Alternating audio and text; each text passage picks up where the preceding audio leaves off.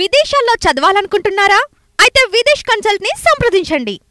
రమేష్ గారు, భిక్షన్ గారు, సంగమేశ్వర్ గారు, రాష్ట్ర కమిటీ కార్యవర్గ సభ్యులు, జిల్లా అధ్యక్షులు, డీసీలు, మీ అందరూ కూడా నమస్కారం.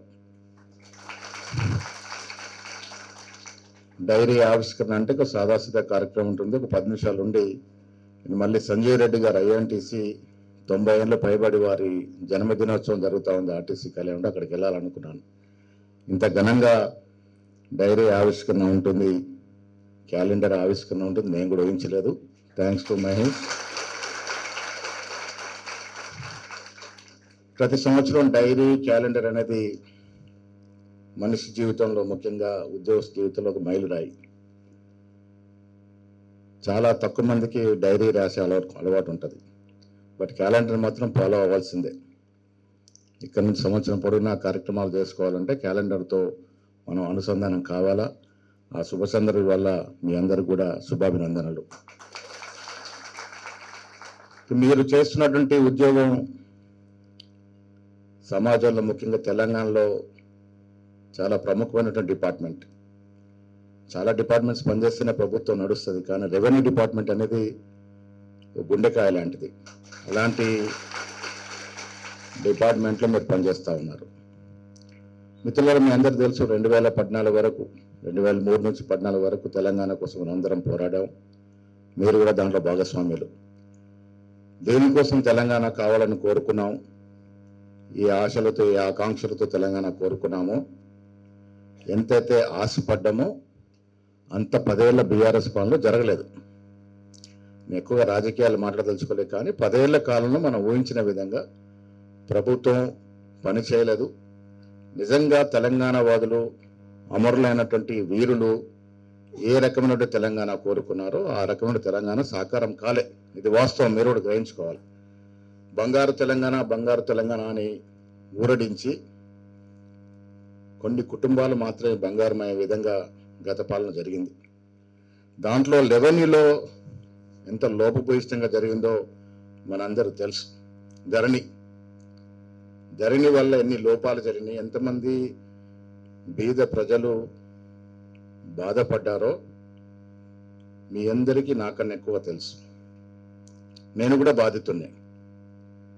నాది నిజామాబాద్ జిల్లా భీమగల్మల్ రాహత్నా గ్రామం. మా తాతగారు ఇచ్చింది 11 ఎకరాలు. చాలా ఎకరాలు మా కుటుంబ సభ్యులు మాయమైపోయినాయి. అడిగే హక్కు లేకుండా, అసలు అడిగిన ఎవడు పలకరించే పరిస్థితి లేకుండా ఉండింది గత ప్రభుత్వ కాలంలో. అందుకే రేవంత్ రెడ్డి గారు పిసిసిగా ఉన్నప్పుడు నేను వర్కింగ్ ప్రెసిడెంట్గా ధరణి లోపాల మీద మా former deputy CM Damodar Narasimha గారితో, కోదండ రెడ్డి గారితో, ఇలాంటి లచ్చిరెడ్డి లాంటి నిపుణులతో కమిటీ వేయడం జరిగింది. గాంధీ భవన్లో మేము అర్జీలు తీసుకోవడం మొదలు పెడితే దాదాపు లక్షల్లో ధరణి మీద అర్జీలు రావడం జరిగింది. రేవంత్ రెడ్డి గారి నేతృత్వంతో ఆనాడు ఇదే సిఎస్ గారి దగ్గరికి వెళ్ళి ఎన్నోసార్లు మేము చెప్పడం జరిగింది, ధరణిలో చాలా లోపాలు ఉన్నాయి. ధరణి అనేటువంటి ప్రోగ్రామ్ని కేసీఆర్ గారు ఉద్దేశపూర్వకంగా లోపల ఒక ఆలోచనతో ఈ రాష్ట్రంలో ఉన్నటువంటి ప్రభుత్వానికి సంబంధించినటువంటి చాలా భూముల మీద కన్నేసి ఈ ధరణి పోర్టల్ తీసుకురావడం జరిగింది.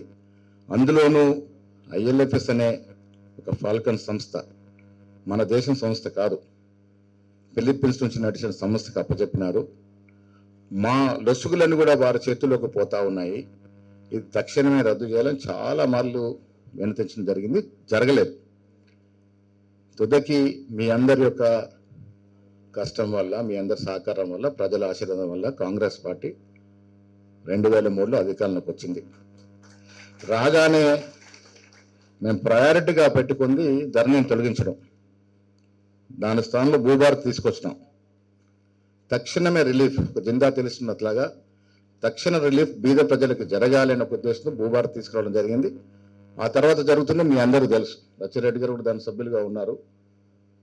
భూమి సునీల్ గారు కానీ, కోదండ రెడ్డి గారి నేతృత్వం మళ్ళీ ఒక కమిషన్ వేయడం, భూభారత్ తీసుకొచ్చి చిన్న చితకర సమస్యలు పెద్ద సమస్యల వరకు తీర్చే పనిలో కాంగ్రెస్ ప్రభుత్వం నిమగ్నమై ఉంది. ఇంకా లోతుగా పోకుండా మిత్రులు, మీ అందరికీ ఒక విషయం, ఇందాక చెప్పినట్టుగా కేసీఆర్ గారు ఒక ఉద్యమ నాయకుడిగా, ఆనాడు తెలంగాణ కోసం పోరాటం చేసిన యోధుడిగా నేను కూడా అభిమానిస్తాను. Is a movement leader, no doubt in that. కానీ అధికారానికి వచ్చిన తర్వాత అది ఉద్యోగస్తులు కానీ, సామాన్య ప్రజలు కానీ, విద్యార్థులు కానీ, నిరుద్యోగులు కానీ, వ్యవసాయదారులు కానీ, వ్యవసాయ కూలీలు కానీ ఎవరికి కూడా ఆశించిన ఫలితం దక్కకపోగా 65 ఏళ్ళు కాంగ్రెస్ టీడీపీ రాష్ట్రాన్ని పాలిస్తే మన అల్పు 65,000 కోట్లు మాత్రమే. కేసీఆర్ గారు 2014లో అధికారంలోకి వచ్చిన తర్వాత శుతిలేని సంసారం నడిపి ఇబ్బడి ముబ్బడిగా అప్పులు తీసుకొచ్చి దాదాపు 6.5 లక్షల కోట్ల అప్పు ఎఫ్ఆర్బిఎం అధిగమించి కార్పొరేషన్ల మీద, సొసైటీల మీద రకరకాలుగా అప్పు తీసుకొచ్చి 6.5 లక్షల కోట్లు పాత బకాయిలు దాదాపు 7,40,000 కోట్ల అప్పులో దించి ఫరాయం చితికిన సంగతి. ఇవాళ మన రాష్ట్రం దాదాపు 7.5 లక్షల కోట్ల అప్పులో ఉన్నమాట మీ అందరికీ మాకన్నా ఎక్కువ తెలుసు. ఇలాంటి పరిస్థితుల్లో కాంగ్రెస్ పార్టీ ఆనాడు పీసీ అధ్యక్షుడు రేవంత్ రెడ్డి గారి ఆధ్వర్యంలో మేము కూడా అధికారం రాకముందు చాలా సంక్షేమ పథకాలు, అభివృద్ధి పథకాల మీద వాగ్దానాలు ఇచ్చినాం. దాంట్లో 6 గ్యారెంటీలో ఒక కార్యక్రమం. తీరా అధికారంకి వచ్చిన తర్వాత చూస్తే చాలా విపత్కరమైన పరిస్థితి ప్రభుత్వం నడవడం అనేది.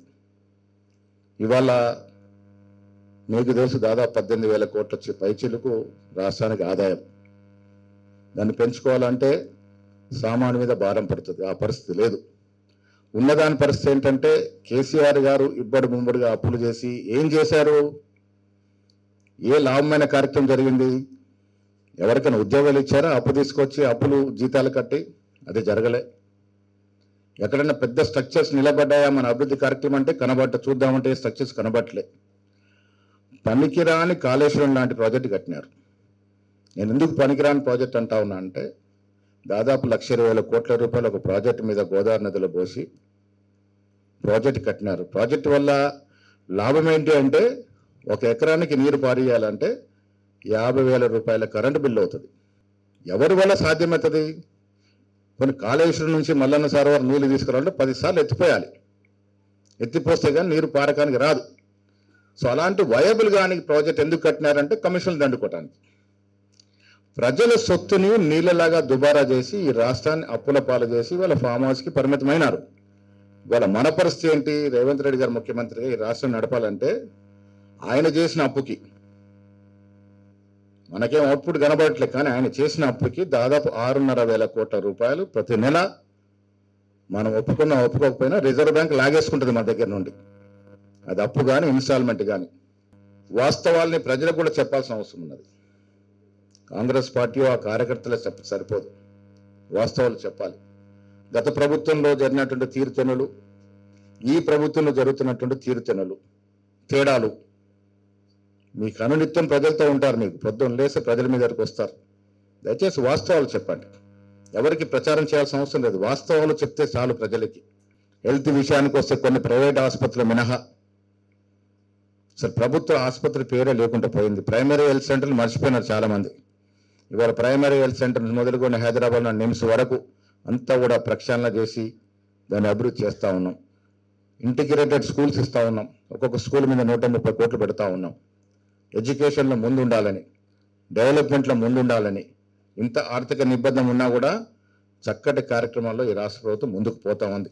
మా కోరికల్లా మీరు మేము కలిసి తెలంగాణని అన్ని రకాలుగా అభివృద్ధి చేసుకోవాలి. అపారమైనటువంటి అవకాశాలు ఉన్నాయి తెలంగాణకి.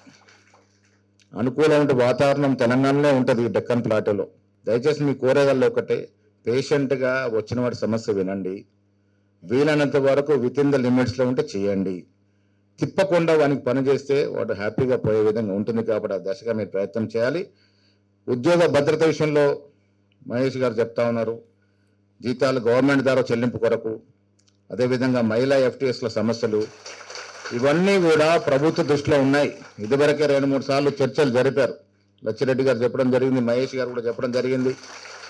ముఖ్యమంత్రి గారు నాకే చెప్పినారు, ఇదంతా చూడండి, ఇది సెటిల్ చేద్దామని. ఏ సమస్య ఉన్నా 2 యువకులు మీ చెంతన ఉన్నారు. ముఖ్యమంత్రితో కానీ రెవెన్యూ మినిస్టర్తో కానీ పనున్నప్పుడు తప్పకుండా మాట్లాడి వీలైనంత త్వరగా చేసే ప్రయత్నం చేస్తాం. సుమన్ టీవీలో మీ పర్సనల్ అండ్ బిజినెస్ ప్రమోషన్స్ కోసం కింది నెంబర్కి కాంటాక్ట్ చేయండి.